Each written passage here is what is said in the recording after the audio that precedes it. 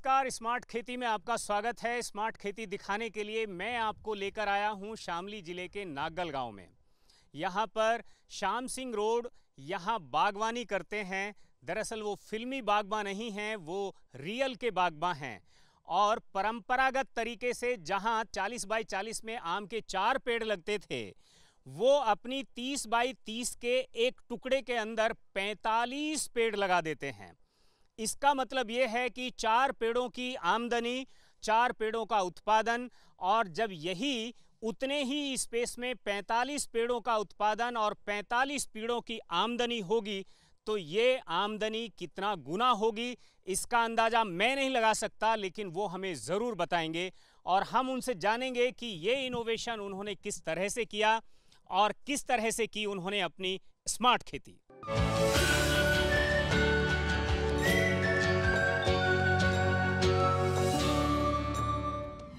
दरअसल 30 by 30 feet में 45 पेड़ों की जो समझ है, वो समझ पेड़ों की ऊंचाई, उनकी जड़ों का विकास, उनकी उम्र, इन सब चीज़ों को देख करके की जाती है। और उन्होंने इस चीज़ को समझा कि वो नंबर 1 का पेड़ कौन सा होगा, जिसकी जड़ें सबसे ज़्यादा मजबूत हैं, फैली हुई हैं, जिसकी उम्र सबसे ज़्यादा है, जिसकी कैनोपी बहुत ज़्यादा है, जो बहुत बढ़ेगा। फिर दूसरे नंबर का पेड़ कौन सा होगा, तीसरे नंबर का पेड़ कौन सा होगा, चौथे नंबर का पेड़ कौन सा होगा, और 5वें नंबर का पेड़ कौन सा होगा। 5वें नंबर के पेड़ तक आते आते वो कितने पेड़ 30 बाई 30 के अंदर लगा लेते हैं, ये हम समझने की कोशिश करेंगे। इस बाग को देख करके आपको अंदाजा नहीं आएगा, लेकिन मैं अभय को अपने साथ जोड़ रहा हूं और उनसे एक ड्राइंग के जरिए मैं समझने की कोशिश करूंगा कि ये होता कैसे है। अभय, बहुत बहुत स्वागत है आपका सनसेट टीवी में। और सबसे पहले हम आपसे समझने की कोशिश करेंगे कि ये जो आर्ट है, ये आर्ट आपने कहाँ से सीखी है? ये पिताजी ने स्टार्टिंग की थी। हाँ। और बस अभी इसमें हम और चीज़ें ऐड ऑन करते जा रहे हैं। कुछ नए नए एक्सपेरिमेंट्स, नए नए पौधे इसमें और लगाए जा रहे हैं। तो 30 बाई 30 का आपका मास्टर प्लान क्या है? क्या आप उसे ज़मीन पर उतार करके हमें बता सकते हैं, समझा सकते हैं? हाँ जी, बिल्कुल सर, बिल्कुल बिल्कुल हम चाहेंगे। सर ये थोड़ा आप बोल कर बताइए हमारे दर्शकों को कि आप क्या कर रहे हैं। जैसे ये एक स्क्वायर है। हाँ। 30 बाई 30 का। हाँ। और इसमें हमने जो अपने फार्म पे किया है वो यहाँ पे लीची लगा दी है। ठीक है। ये स्क्वायर पे। और इसके सेंटर में, बिल्कुल सेंटर में मैंगो लगाया है। ठीक है, 5 पेड़ हो गए। हाँ जी। और ये हमने यहाँ पे फिर सबसे ज़्यादा डिस्टेंस हमारे पास ये आता था यहाँ पे, तो यहाँ पे हमने किन्नू लगाया है 15 फीट पर। हाँ जी, कहीं पे किन्नू लगाया है, कहीं पे आड़ू लगाया है, कहीं कस्टर्ड एप्पल लगाया है। ये यहाँ पे 15 फीट पे। ठीक है। फिर हमारे पास सबसे ज़्यादा डिस्टेंस आता है ये। तो यहाँ ये डिस्टेंस कितने फीट पर बनता है? ये लगभग प्लांट टू प्लांट तो अभी बन रहा है 10.5 फीट पे, क्योंकि ये पूरे स्क्वायर का मिड पॉइंट है। तो ये वैसे तो 15 फीट है ये डिस्टेंस, लेकिन यहाँ पे ये 10.5 पे आता है। तो इसको यहाँ पे हमने 10.5 पे ये अमरूद लिया है। 4 अमरूद हो गए। हाँ जी, ये यहाँ पे अमरूद लिया है। फिर हमारे पास एक डिस्टेंस और बचता है प्लांट टू प्लांट के बीच में 7.5 पे। बिल्कुल। ये तो यहाँ पे हमने अनार लिया है, कहीं पे मोरिंगा लिया है। इसमें अपनी इनकम को और ज़्यादा बढ़ाने के लिए क्या कुछ और चीज़ों को भी एड ऑन किया गया है, किया जा सकता है? दाल है, हल्दी है, XYZ कुछ भी? इसमें क्या रहता है, जैसे हमारा मैंगो होता है और लीची होता है, तो अभी मैंगो का प्रोडक्शन लगभग 5 साल 7 साल में स्टार्ट होगा। ऐसे ही लीची का भी मिनिमम 5 साल आप मान के चलिए, मिनिमम 5 साल।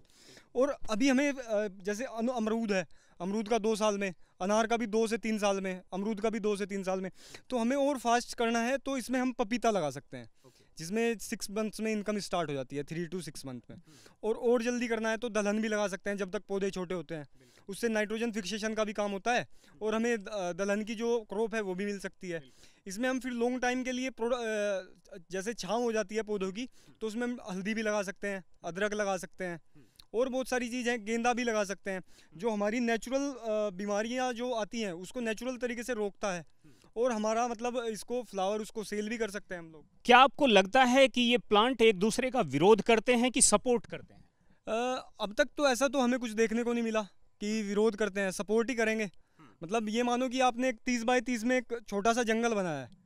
आपको कहीं लगा कि आपकी जो लीची है, आपका जो आम है, या आपका जो भी डिजाइनिंग में ये पेड़ आते हैं, किसी में भी कुछ डेफिशिएंसी हो? नहीं, अभी आपके सामने पूरा का पूरा फार्म है। किसी भी हमें तो पत्ते से दिख जाता है कि अभी पौधा अच्छा नहीं चल रहा है। ऐसा तो है नहीं किसी में न्यूट्रिशन डेफिशिएंसी हो। हाँ, और जैसे लीची है, अब लीची की एज जो होगी वो 100 ईयर्स होगी, और गवावा की जो साइंटिफिक एज होती है वो 15 ईयर 20 ईयर होती है। तो जब तक हमारा लीची की कैनोपी यहाँ तक पहुँचेगी तो ये इसकी एज कंप्लीट हो चुकी होगी।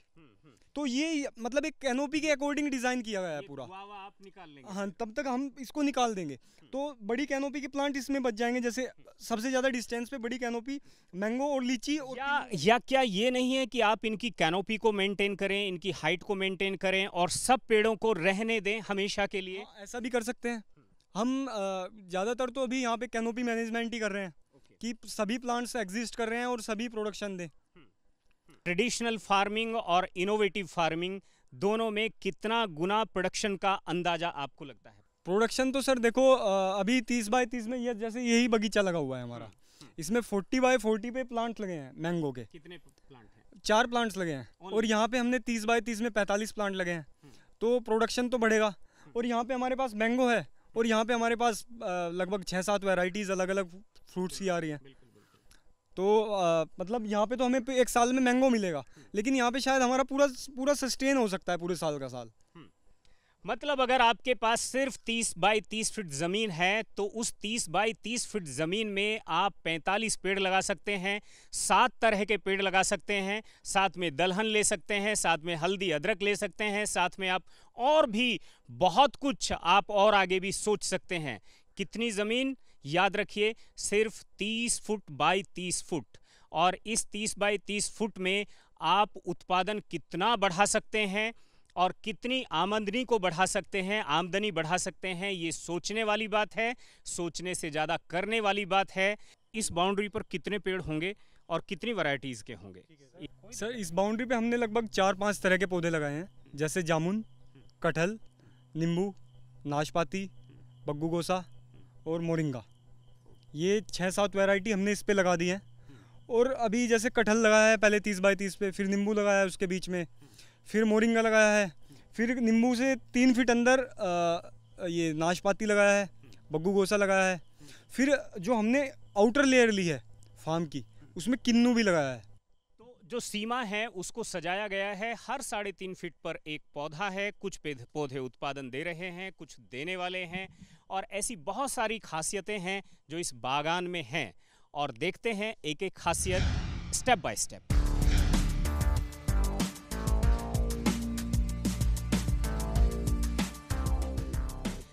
आप मुझे एक ये बताइए कि जो वो मॉडल था और यहाँ पर जो मॉडल शुरू हुआ है, इनमें थोड़ा सा क्या बेसिक फ़र्क क्या है?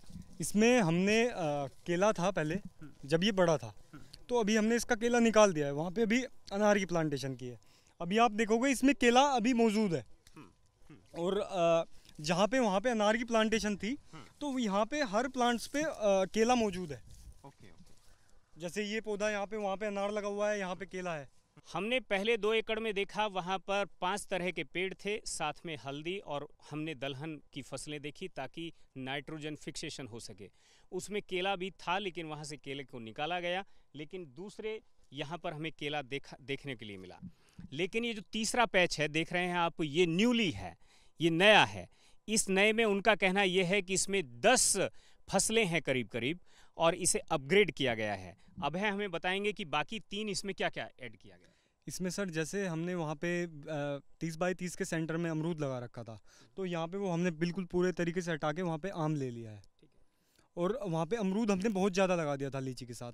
यहाँ पे मतलब और फ्रूट्स को ऐड ऑन किया है, जैसे चीकू ऐड ऑन किया है यहाँ पे, और हमने यहाँ पे एक आड़ू लगाया है, और अभी यहाँ पे अंजीर की तैयारी चल रही है, और ये पपीता, केला और ये सब चीज़ें तो लगा ही रहे हैं। टर्मरिक लगाया हुआ है, उड़द लगाया हुआ है, यहाँ पे एक अरहर ऐड किया है साथ में।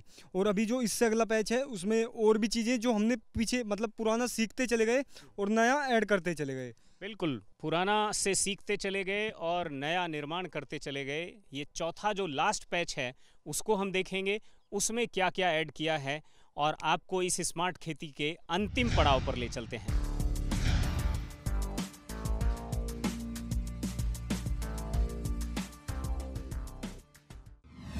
और अब हम आए हैं यहाँ पर जो एक तरह से ये फाइनल लेआउट है। यहाँ पर ज़मीन को सजाया गया है, यहाँ पर किस तरह से उन्होंने अपनी कल्पनाओं को और ज़्यादा अच्छे से आगे बढ़ाया है। अभय के फादर मेरे साथ हैं और अभय जो है उसी लेगेसी को आगे बढ़ा रहे हैं। हाँ, श्याम सिंह जी हैं जिन्होंने इस सारी की सारी कल्पना को धीरे धीरे इस्टेब्लिश करना शुरू किया था और उनके बेटे ने डीयू की अपनी स्टडी पूरी करने के बाद इस सारे काम को आगे बढ़ाया। श्याम सिंह जी, ये जो आपका वर्जन है, ये जो अभी इसमें कुछ चीज़ें कंप्लीट भी होनी है, इसमें आप क्या क्या चीज़ें रखेंगे, क्या किस तरह का इसमें? असल में ये हमारा जो लास्ट वाला जो आप देख रहे हैं ये फील्ड, ये अभी हमारा अंडर प्रोसेस है। हालांकि इसमें अभी भी 8-9 तरह की चीज़ें हैं। इसमें हमने थोड़ा सा चेंज ये किया है, वहाँ पहले हमने बड़े फ्रूट्स लगा के और पूरा बाकी परमानेंट पौधे लगा के तब हमने टेम्परेरी पौधे लगाए जैसे, लेकिन इसमें हमने पहले टेम्परेरी लगाए ताकि हमें इनकम पहले आनी शुरू हो जाए तब बाग शुरू करें। वहाँ क्या था, पहले बाग लगा दिया बाद में इनकम शुरू हुई है। यहाँ पहले इनकम शुरू होगी तब बाग इस्टेब्लिश करेंगे इसमें। जैसे अभी हमने इसमें लीची और आम तो लगा चुके हैं, हम लीची लगा दी है, आम लगा दिया है।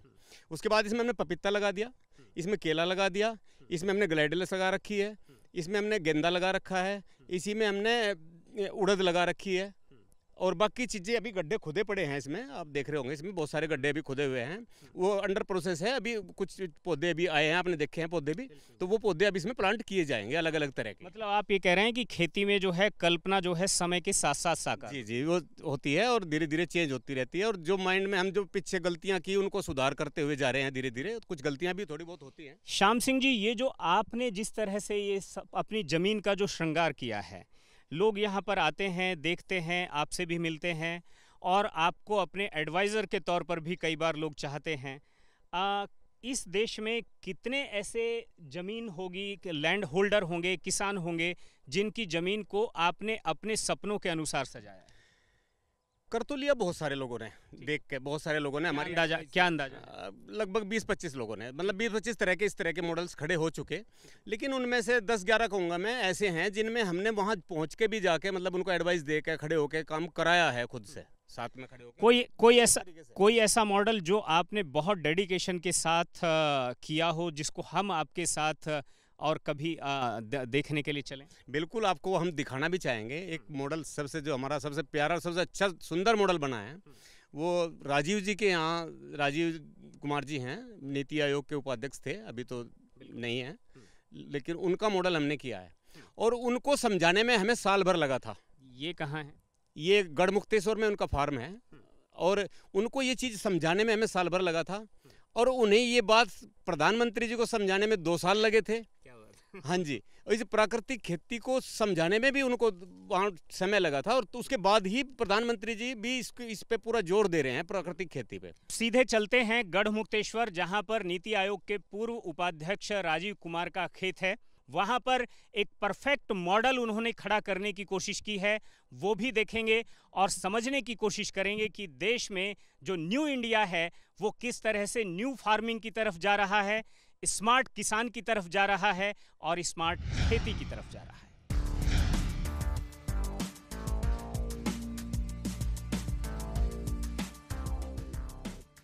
सबसे पहले मैं आपका तारुफ कराता हूं, आपका परिचय कराता हूं। नीति आयोग के जो पूर्व उपाध्यक्ष हैं डॉक्टर राजीव कुमार, आपका बहुत बहुत स्वागत है सनसेट टीवी में। नमस्कार। राष्ट्रीय स्तर पर, पैन इंडिया लेवल पर अगर हम न्यू इंडिया की बात करें और नए भारत का जो किसान है, नौजवान है, अगर हम उसकी बात करें तो वो भी ये जानना चाहेगा कि एक पॉलिसी मेकर जो है वो कैसे फार्मिंग को अडॉप्ट करता है, फार्मिंग के स्पेसिफिक मॉडल को अडॉप्ट करता है, उसको प्रोत्साहन देता है। तो इस सब की वजह क्या रही हो? किसानों ने जो हमारे जो उपलब्धि हासिल करी 1967 से अब तक हरित क्रांति के जरिए, मैं उसका बिल्कुल उसको नमन करता हूँ, उसका उनको धन्यवाद देता हूँ। बहुत ही काम किया है। मगर अब वो जो हमारा मॉडल है कृषि का, वो अब एक अंत तक आ गया है, उस पर सैचुरेशन आ गया है, उसमें मार्जिनल रिटर्न्स कम हो गए हैं, अब वो सस्टेनेबल नहीं है, वो आगे नहीं बढ़ सकता है। तो उसकी जगह एक उसका जो विकल्प है वो है प्राकृतिक खेती। और प्राकृतिक खेती जो है वो मैंने नीति आयोग से पिछले 3 साल में उसका जो बहुत ज़्यादा उसको प्रोत्साहन दिया, आगे बढ़ाया, और उसका मुझे बहुत खुशी है ये कि माननीय प्रधानमंत्री ने भी उसका भी अनुमोदन किया है, 2-3 बार बड़े ज़ोर से किया है। तो उसका प्राकृतिक खेती का जो जो जो जो एक तरह से सार है वो ये है कि आप अपनी ज़मीन की, अपनी वसुंधरा की आप उत्पादकता को, उपजाऊ होने की जो उसकी जो नीयत है उसको आप दोबारा उसको भी कायम करेंगे। और प्राकृतिक खेती से ये होता है कि जो हमारी ऑर्गेनिक कार्बन कंटेंट है ज़मीन की, जो हमारी अब घटकर 0.4% रह गई है, वो बढ़ जाएगी। और उसमें जो हमारे उर्वरक हैं, केमिकल इनपुट्स हैं, उनकी आवश्यकता नहीं रहेगी। प्राकृतिक खेती को हम लोग ज़ीरो केमिकल खेती भी कहते हैं, जिससे कि उसमें कोई भी केमिकल ना लगे, ना फर्टिलाइज़र, ना पेस्टिसाइड, ना वीडिसाइड, और उसमें पानी की खपत 1/4 रह जाती है। और साथ में मैंने बताया आपको कि कोई भी केमिकल इनपुट तो लगता ही नहीं है। और साथ में क्या होता है कि हमारी जो ज़मीन है उसकी एक तरह से आप समझिए कि उसकी सीरत बदलने लगती है, और जो अंदर उसके कीटाणु हैं और जो माइक्रो न्यूट्रिएंट्स हैं वो उससे रिलीज़ होने लगते हैं। एक बात और है जिसको हमें समझना चाहिए, और ये सवाल उठते रहे हैं। श्रीलंका में जब चीज़ें क्राइसिस हुआ तो उसको लेकर भी ये कहा गया कि ये जो नेचुरल फार्मिंग है, ऑर्गेनिक फार्मिंग है, इससे फूड क्राइसिस या फूड सिक्योरिटी पर कहीं संकट आ सकता है। आपका क्या असेसमेंट है? रामेश सिंह, ये बिल्कुल गलत बात है, 100% गलत बात है। इसमें एक तो चीज़ यह है कि किसान की बुद्धिमत्ता को आप ललकार रहे हैं। वो कोई ऐसा काम नहीं करेगा जो उसके नुकसान में हो। आज इस देश में 30 लाख किसान प्राकृतिक खेती से जुड़ा हुआ है, और वो ये करता है कि वो शुरुआत में अपने ज़मीन का एक हिस्सा प्राकृतिक खेती में लगाता है, और फिर देखता है कि उसका क्या अनुभव रहा है, और फिर बढ़ाता जाता है। और फिर वो ये देखता है कि 1-2 साल में कर उसकी उत्पादकता जो है वो बढ़ती जाती है। मगर सबसे बड़ी बात यह है कि अगर उत्पादकता कम भी हो जाए, मगर क्योंकि लागत ज़ीरो है, तो इसलिए जो उसकी नेट आमदनी है, जो उसकी नई आय है, आमदनी है, वो दुगनी तिगनी हो जाती है, तो उससे उसको फ़ायदा होता है। एक उदाहरण के तौर पर गेहूं की बात करूं, क्योंकि वो खाद्य पूर्ति की बात आती है। हमने यहाँ पर 2 अपने देसी जो हैं वो वैरायटी खपली और सोना मोती उगाए। गेहूं 30-35 रुपये किलो बिकता है। विनीता ने इसको 120 रुपये किलो बेचा है, और लोग मांग रहे हैं कि और दीजिए। तो अगर ये सारे हमारे किसानों का अगर हो जाए, और आज यूरोप में, अमेरिका में इतनी इसकी मांग है, इतनी ज़बरदस्त मांग है इसकी कि हम इसका निर्यात कर सकते हैं, तो फूड सिक्योरिटी की कोई भी प्रॉब्लम नहीं है। एक आखिरी बात और भी, लोग ये भी मानते हैं कि भाई हम इससे अपनी आय जो है उसको कैसे कायम रख सकते हैं, कैसे उसे बढ़ा सकते हैं। जो सरकार का भी एक संकल्प था कि उसको 2 गुना करना है, क्या आपको लगता है इसमें कुछ 2 गुना, 3 गुना या समथिंग कुछ हो सकता है? बिल्कुल हो सकता है, और हो रहा है। जो 30 लाख लोग किसान लगे हुए हैं उनका हो रहा है, तभी कर रहे हैं। क्योंकि जैसा मैं दोहरा रहा हूँ कि इसमें जो लागत है, जो इनपुट्स की लागत है, वो करीब शून्य हो जाती है। एक लागत बढ़ती है, वो है लेबर की, तो उससे एम्प्लॉयमेंट जनरेशन होता है। उसके बाद आपको जो अपने आउटपुट का जो दाम मिलते हैं वो दुगने तिगने मिलते हैं। फिर आपका स्वास्थ्य ठीक रहता है, जो उपभोक्ता हैं उनका स्वास्थ्य ठीक रहता है। वो केमिकल इनपुट, सेब में 16 तरह के स्प्रे होते हैं, अब ये 0 हो गए, तो इसलिए वो भी स्वास्थ्य भी ठीक रहता है। तो हमें एक बात का ध्यान रखना चाहिए कि हमें प्राकृतिक खेती को, जो हमारी रासायनिक खेती है, उससे सिर्फ ज़मीन की उत्पादकता से ही तुलना नहीं करना चाहिए। हमें तुलना करना चाहिए कि उसके सारे मिला के फ़ायदे कितने हैं। नीति आयोग के पूर्व उपाध्यक्ष डॉक्टर राजीव कुमार ने जिस तरह से अपने पद पर रहते हुए प्राकृतिक खेती को प्रोत्साहन दिया वो जग जाहिर है, लेकिन ये प्रोत्साहन उन्होंने अपने घर से ही इसकी शुरुआत कर दी थी। उनकी पत्नी विनीता शंकर इस काम को किस शिद्दत के साथ कर रही हैं, आइए देखते हैं और बात करते हैं विनीता शंकर के साथ। यहाँ पर जो प्लांटेशन हुई है, कितने प्लांट हैं इस 10 बीघा में, और किस तरह की फीलिंग है आजकल? क्या बच्चों की तरह लगते हैं? क्या है? पौधे तो हमेशा बच्चों की तरह होते हैं, और जब तक आप उनको देखेंगे नहीं बड़ा होते, वो तो तब तक उनको उतना चैन नहीं मिलता है। बच्चे बड़े हो रहे हैं हो रहे हैं बड़े बच्चे और खूब अच्छी तरीके से बड़े हो रहे हैं, और इसके लिए मुझे श्याम सिंह के का बहुत आभारी हूँ, क्योंकि इन्होंने मुझको इससे इंट्रोड्यूस कराया है। शुरू में जब हमने प्राकृतिक खेती शुरू की तो हम ये गेहूँ, धान, सरसों वगैरह के लिए करते, तो उन्होंने हमसे एक बार अलग से कहा आप उस चक्कर में मत पड़िए, बागवानी में आइए और ऑर्चर्ड लगाइए, तो उसमें बहुत फ़ायदा होगा और आपको आनंद भी बहुत आएगा। तो तब से हम लोग ने फिर इनसे ये 3 साल, ये तीसरा साल अब शुरू हुआ है, तब से हमने ये शुरू किया। शुरू में तो इतने सारे पेड़, इतनी छोटी जगह, क्योंकि अब आप इस 2 एकड़ की ज़मीन के प्लॉट में हमारे पास कम से कम 3000 पेड़ हैं और 5-6 वैरायटी हैं फलों की, और किनारे किनारे फिर हमने आंवला और केला और बांस, अलग अलग तरीके के पेड़ भी लगाए हुए हैं। तो खूब सारे अलग अलग तरीके के पेड़ हैं, और यही नहीं समझ में आता था होगा कैसे, तो इतने पास पास कैसे होंगे, और हो गया। और अब देखने में बहुत सुंदर लग रहा है, क्योंकि जब छोटे छोटे पेड़ों में फल आ रहे हैं और अच्छे हैं फल, स्वादिष्ट है। क्योंकि सबसे बड़ी बात प्राकृतिक खेती की ये है कि आपके उत्पादन 2-3 साल बाद आता है अच्छी तरीके से, लेकिन खूब भर के आता है, और जैसे प्रकृति फूट कर देती है, और वो तभी देती है जब उसको इस तरह आश्वासन हो जाता है कि आप इसमें कोई केमिकल नहीं मिलाएंगे। आपको जानकर ये आश्चर्य होगा कि गाय और जो पक्षी हैं वो भी हमारे खेत के ज़्यादा खाते हैं, ना कि जो पागल के खेत हैं जिनमें केमिकल फार्मिंग इस्तेमाल हुई है। यहाँ पर हमने एक बात बहुत दिलचस्प सुनी मैडम से। उन्होंने कहा कि यहाँ पर पक्षी जो हैं या फिर नील गाय हैं, वो भी उनके खेत के फल, उनके खेत का बाजरा, उनके खेत की घास खाने के लिए आते हैं। शायद पशु और पक्षी भी समझते हैं कि क्या हेल्दी है और क्या अनहेल्दी है।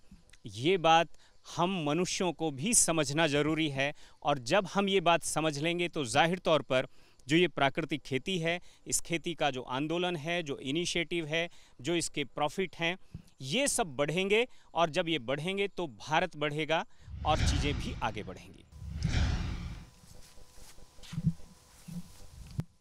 2 एकड़ खेत और 2500 पेड़, इसका मतलब आप समझते हैं करीब 1250 पेड़ 1 एकड़ में। बिल्कुल। और ये पेड़ पूरी तरह से प्राकृतिक रूप से तैयार किए गए। इस पर जो फल हैं वो पूरी तरह से स्वादिष्ट हैं। आमतौर पर अगर हम ट्रेडिशनली पेड़ों की बात करें कि कितने पेड़ लगाए जा सकते हैं, तो श्याम सिंह जी ने वो दौर भी देखा है, और श्याम सिंह जी का ये इनोवेशन भी है।